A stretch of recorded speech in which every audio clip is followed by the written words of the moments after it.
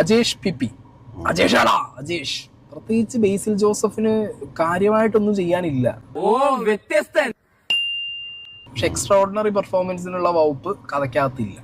എനിക്ക് സാധാരണ ബേസിലിനെ കാണുമ്പോൾ ഭയങ്കരമായിട്ടുള്ള ഒരു എക്സ്പെക്ടേഷൻ ഉണ്ടാവാറുണ്ട്. എനിക്ക് അതിന്റെ അത്രയൊന്നും സത്യത്തിൽ ഈ പടത്തിൽ തോന്നിയില്ല.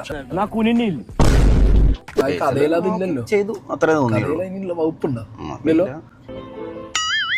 ഇതിലെ ഒരു ക്യാരക്ടറിനും എക്സ്ട്രാ ഓർഡിനറി പെർഫോമൻസ് ചെയ്യാനുള്ള ഒരു സാധനവും കഥയ്ക്കകത്തില്ല. അയ്യോ, അത് ഞാൻ അറിഞ്ഞില്ല. സത്യം, ഞാൻ കള്ളം പറഞ്ഞല്ലോ കേട്ടോ.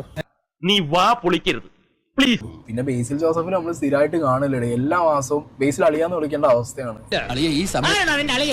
ഞാൻ അഗൈൻ പറയുന്നു, ബേസിലിന്റെ ഒരു വെരി ആവറേജ് അല്ലെ, very average movie ബേസിലിന്റെ.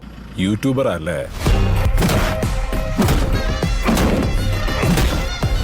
Okay, so ഒരു മിക്സഡ് സാധനമാണ്.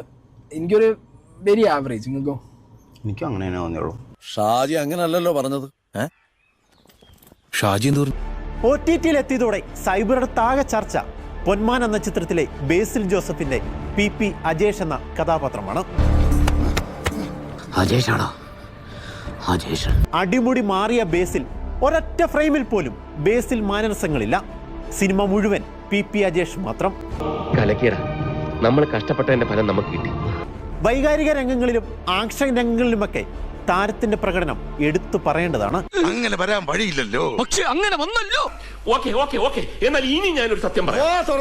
എന്തെങ്കിലും പൊന്നു തൊടാത്തപ്പോഴാണ് പെണ്ണിന് ചന്തമെന്ന് പറയുന്ന അജേഷിനും സ്ക്രീനിൽ ഞെട്ടിച്ച ബേസിലിനും കയ്യടി.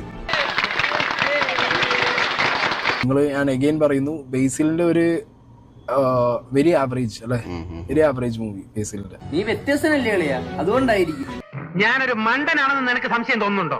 മുമ്പ് എനിക്ക് അങ്ങനെ സംശയം ഉണ്ടായി, ഇപ്പൊ ഉറപ്പായി.